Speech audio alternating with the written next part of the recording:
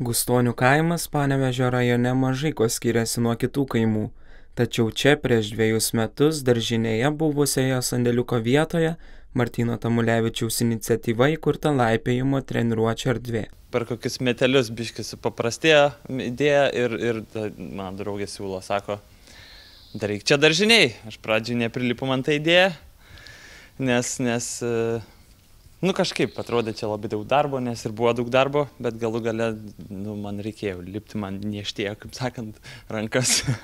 Tai sakau, gerai, pradėsiu čia ir pradėjau.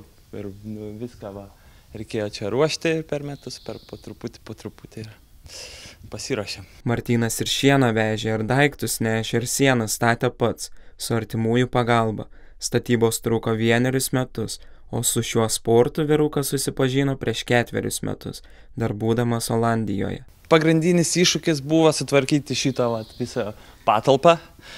Ant viršaus ten buvo belė kiek šieno, o čia buvo labai daug baldų senų, visokių rakandų dalykų, kuriuos reikėjo ištuštinti, išmesti, išnešti.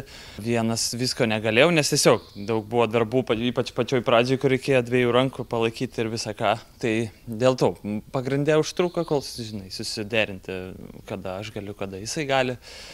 Tai būdavo tik tai savaitgaliais dirbi ir visą ką.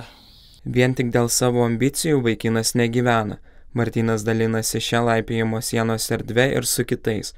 Laipiojimo entuziastas turi pasidėjęs ir aukų dėžutę, į kurią kartais lankytojai įmeta po kelis eurus. Nemokama paslauga, nes kol kas dalinuosi su žmonėm, nei ten daug žmonių labai eina. Turiu aukų dėžutę ir žmonės, jeigu nori kažkom prisidėti, padėti augti salėj, tai tokį turiu tokią kaip konceptą, bet šiaip nemokamai realiai. Laipiojimo sienos įkūrėja šią trasą įkūrė be kitų finansavimo šaltinių. Pagrindinis pajamų šaltinis, kaip juokauja vaikinas, buvo bobutės paskola. Viskas iš savo lėšų buvo. Pradžiai pasiėmiau bobutės paskolą, bet literaliai tai močiutė šiek tiek pafinansavo pačioj pradžiai. Po to viskas po truputį per metus. Tuos iš pačių savo pinigų, bet močiutei grąžinau pinigus. Irgi.